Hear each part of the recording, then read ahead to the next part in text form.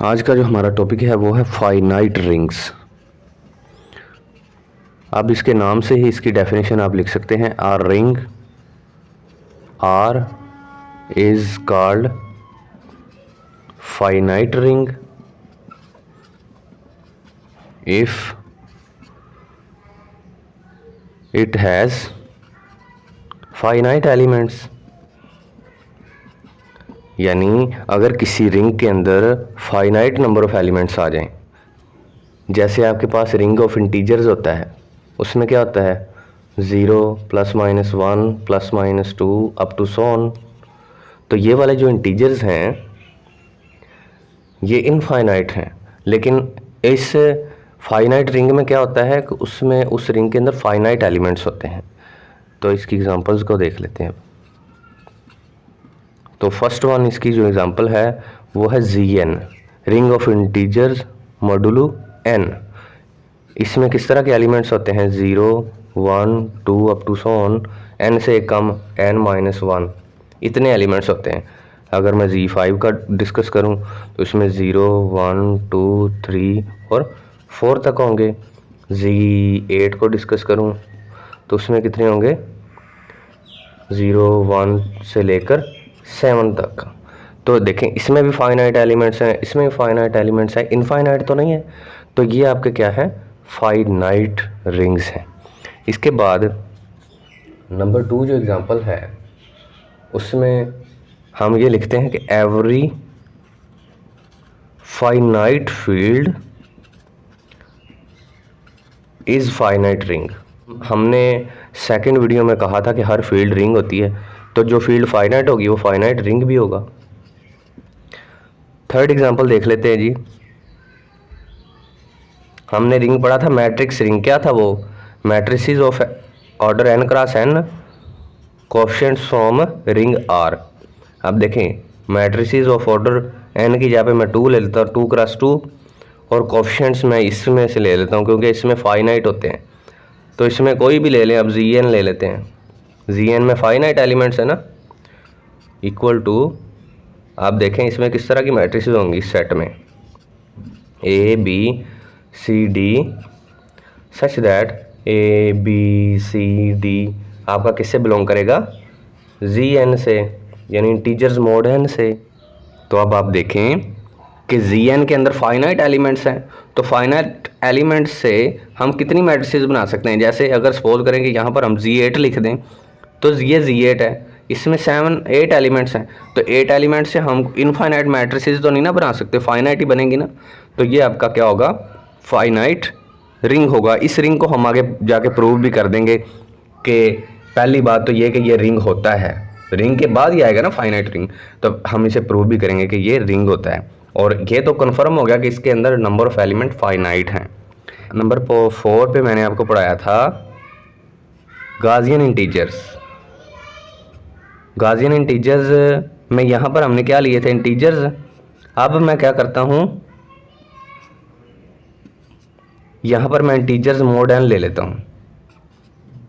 तो अब देखें जब इंटीजर्स लिए थे तो वो इनफाइनाइट थे, अब ये ले लिए। अब ये सेट कैसा बनेगा a + bi such that a b belongs to Zn। इसको भी हम नेक्स्ट प्रूव कर देंगे कि ये रिंग है। अब देखें Zn के अंदर फाइनाइट एलिमेंट्स हैं, तो इस तरह के जो एलिमेंट बनेंगे वो फाइनाइट ही बन सकते हैं, इनफाइनाइट तो नहीं बन सकते। तो ये वाला जो आपका रिंग होगा ये वाला भी फाइनाइट रिंग होगा। इसके अंदर पहली जो टाइप आएगी वो आएगी फाइनाइट कम्यूटेटिव रिंग, और दूसरी आएगी finite non commutative ring. CR हमने पढ़ा हुआ है कम्यूटेटिव रिंग पिछली वीडियो में। इसकी डेफिनेशन क्या बनेगी जी आ फाइनाइट रिंग, पहले इसको फाइनाइट होना चाहिए। A finite ring R is called finite commutative ring.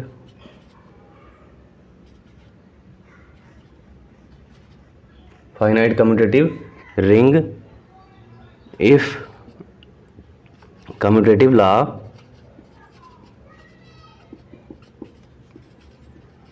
holds under या with respect to मल्टीप्लिकेशन। अब देखें फाइनाइट कम्यूटेटिव रिंग, इसका मतलब ऐसा रिंग जिसके अंदर फाइनाइट एलिमेंट हों और उसमें कम्यूटेटिव लॉ होल्ड करे, यही डेफिनेशन लिखी है। इसकी एग्जांपल्स देख लेते हैं। पहली एग्जांपल है Zn, ये फाइनाइट रिंग है और इसमें कम्यूटेटिव लॉ होल्ड करता है, तो Zn is finite commutative ring FCR, इस तरह हम लिखेंगे इसको। नंबर 2 एग्जांपल पे हम देखते हैं Zni is finite commutative ring. उसके बाद फाइनाइट नॉन कम्यूटेटिव रिंग, इसकी डेफिनेशन कैसे आप लिखेंगे, a finite ring R is called finite non commutative ring if commutative law does not hold with respect to multiplication. ये एग्जांपल्स थी हमारी FCR की। अब हम एग्जांपल्स देख लेते हैं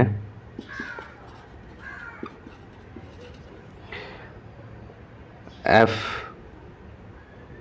नॉन CR, मतलब फाइनाइट नॉन कम्यूटेटिव रिंग की एग्जांपल। तो पहली एग्जांपल इसकी, जो फाइनाइट तो हो लेकिन उसमें कम्यूटेटिव लॉ होल्ड ना करे। अब देखें इधर आपको नज़र आ रही है एग्जांपल, मैट्रिक्स रिंग हमने पढ़ा था, वो कम्यूटेटिव नहीं होता, तो उसमें हमने फाइनाइट एलिमेंट्स ले लिए हैं। ये वाला आपका फाइनाइट रिंग है और इसमें कम्यूटेटिव लॉ होल्ड नहीं करता। उसके बाद नॉन कम्यूटेटिव रिंग में एग्जांपल हमने पढ़ी थी रिंग ऑफ क्वॉटर्नियंस। वो क्या था, Q equal to A plus BI plus CJ plus TK such that ABCD। ये आपके कहाँ से बिलोंग करते थे, रियल नंबर से, लेकिन अब हम यहाँ पर कोई फाइनाइट सेट ले लेते हैं, Zn ले लेते हैं। तो ये जो पूरा रिंग ऑफ क्वॉटर्नियंस बनेगा, इसमें सारे जो भी एलिमेंट जितने भी आप बनाएंगे वो फाइनाइट ही बन सकेंगे, बिकॉज दिस इज़ फाइनाइट। तो अब इसमें कम्यूटेटिव लॉ भी होल्ड नहीं करता, तो ये आपकी सेकंड एग्जांपल है फाइनाइट नॉन कम्यूटेटिव रिंग की। पिछली 2 वीडियोस में हमने पढ़ा था रिंग विद आइडेंटिटी, या इसका दूसरा नाम था रिंग विद यूनिटी, और उसके बाद हमने पढ़ा था कम्यूटेटिव रिंग। फाइनाइट रिंग हम इस वीडियो में डिस्कस कर रहे हैं। अब इससे नेक्स्ट हम जो टाइप्स पढ़ लेते हैं वो है finite ring with identity and finite ring with no identity. तो उसमें अब देखते हैं ये हम finite ring with identity. A finite ring which has multiplicative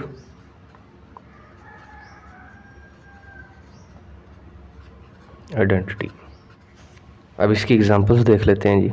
integers mod n finite है और इससे 1 भी बिलोंग करता है, तो इसका मतलब ये फाइनाइट रिंग विद आइडेंटिटी है। Okay, because 1 belongs to Zn, कोई भी आप Zn का सेट लिखेंगे उसमें 1 आएगा।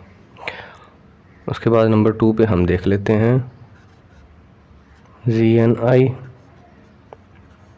हम देखें इसमें भी 1 बिलोंग करता होता है, तो ये भी फाइनाइट रिंग विद आइडेंटिटी है। और अब देखते हैं finite ring with no identity.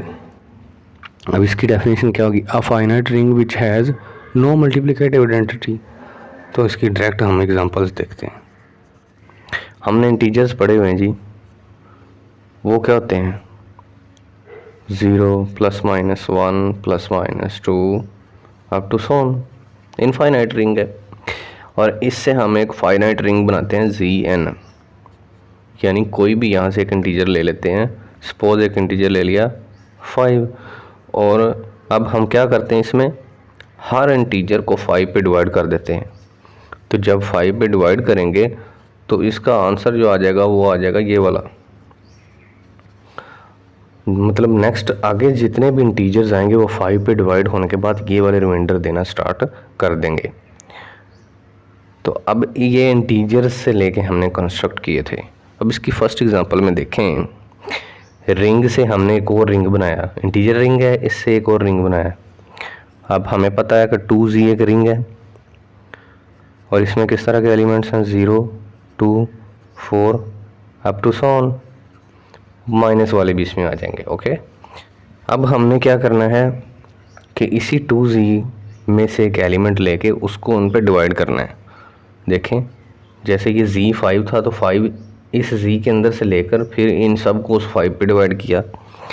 तो अब 2Z के अंदर कौन कौन से एलिमेंट हैं, 0 2 4 6, इन्हीं में से ले सकते हैं हम। 5 7 ये वाले नहीं ले सकते, जैसे इधर हमने 5 ले लिया तो ये तो इंटीजर्स थे सारे, इनमें से ले सकते थे, यहाँ पर नहीं ले सकते। तो यहाँ पे हम ले लेते हैं 4 6 8 6 वाला ले लेते हैं। तो 0 2 4 और जब 6 लिखने लगेंगे तो वो आपका 6 पे डिवाइड होके 0 बन जाएगा और नेक्स्ट वाले सारे भी यही रिमाइंडर देना स्टार्ट कर देंगे। तो इसको आप देख सकते हैं क्लियरली कि ये एक रिंग है और फाइनाइट रिंग है और इसमें 1 बिलोंग नहीं करता। इसके बाद सेकंड एग्जांपल इसकी देख लेते हैं। Matrix ring of order n cross n और फिर इधर रिंग से कोई एंट्रीज हम लेते थे। तो आप देखें हम बनाते हैं matrix ring of order 2 cross 2 और एंट्रीज हम 2Z से ले लेते हैं। 2Z में 1 नहीं ना होता, तो जब हम इससे मैट्रिक्स रिंग बनाएंगे उसमें किस तरह के एलिमेंट्स होंगे, A B C D such that A B C and D belongs to 2Z। अब देखें 2Z का मतलब इधर 1 नहीं आ सकता। 2Z में ये वाले एलिमेंट्स है ना, इसमें 1 है तो इसमें 1 नहीं आ सकता। तो अगर इसमें 1 नहीं आ सकता तो इसमें ये वाली मैट्रिक्स भी नहीं फिर बन सकेगी। इसका मतलब इसमें मल्टीप्लिकेटिव आइडेंटिटी नहीं है। अब हम क्या लिखेंगे कि M2Z is finite ring with no identity. 2 types हमने पहले पढ़ ली थी, ये थर्ड वाली है और ये फोर्थ वाली टाइप है।